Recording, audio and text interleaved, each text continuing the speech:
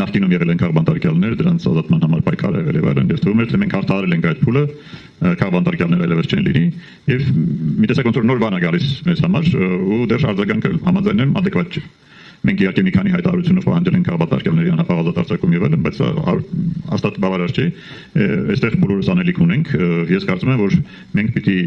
վերակենդանացնենք, վերակտիվացնենք մեր բոլոր ամբողջ գործիքակազմը այդ պայքարի։ Սա ներգրավում է նաեւ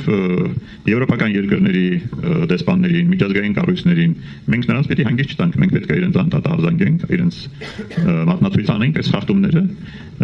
եւ պիտի նաեւ մոբիլիզացիա փավենք ներսում։ Տարբեր հանրային միջոցառումների միջոցով համագործակցելով բոլորս միասին ինձ համաձայն եմ այստեղ քաղբանտարկյալը իմ ու քո չպիտի լինի, բոլորը պիտի այդ գործին իրենց նպաստը բերեն, իրենց լոմեններ դնեն։ Մի խոսքով սա է ակտիվ պայքար, առանց պայքարի ոչ մի քաղբանտարկյալի ազատ չեն արձակելու, ես դեռ եմ վստահ։